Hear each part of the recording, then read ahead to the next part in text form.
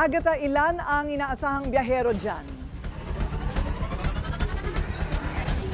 Corina, nakikitang lagpas 170,000 ang magiging foot traffic dito sa PITX nitong Lunes. At kung pumunta ka nga rito, Corina, hindi ka na magtataka sa laki ng bilang na yan dahil sa haba ng mga pila sa mga entrance at mga bus bay. At hindi lang yan dahil sa dami ng mga nagsisibalikan mula bakasyon matapos ang holidays.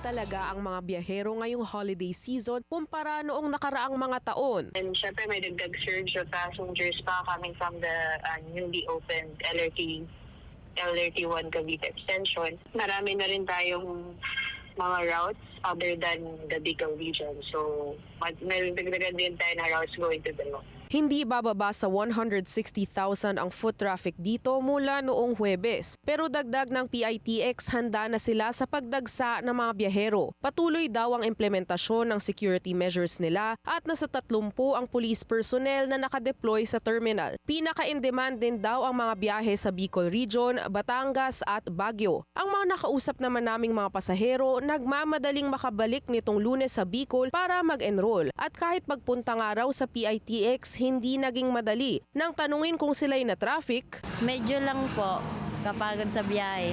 Medyo natagal-tagalan po dahil may traffic po dito malapit dito sa papuntang PITX. Galing po kasi ako sa may Naik, Cavite. ang abiso ni Daniela, maganda nang dumating ng maaga para maiwasan din ang haba ng mga pila sa terminal. Si Francis naman natuwa raw dahil kahit papano mas lumuwag na sa PITX kumpara noong bago magpasko. Mas maganda po talagang makalampas kayo sa mga holiday dahil hindi magano'ng siksikan ng mga pag-uwi. Pero pag may mga holiday ganun, mahirap magbiyahe, matagal pa, ang daming pila.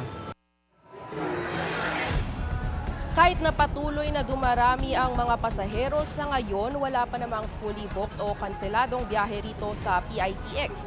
Ang foot traffic naman as of 2 p.m. ay umabot na sa mahigit 94,000. Corina? Kailan naman na, Agatha, ang inaasahang peak hours nitong araw? Nagsimula yan kaninang alas 5 at inaasahang hanggang alas 7. Kaya naman kung hahabol pa, posibleng maikli-ikli na ang mga pila mamaya-mayang alas 8. Balik sa'yo, Corina. Okay, maraming salamat, Agatha Gregorio, live mula sa PITX.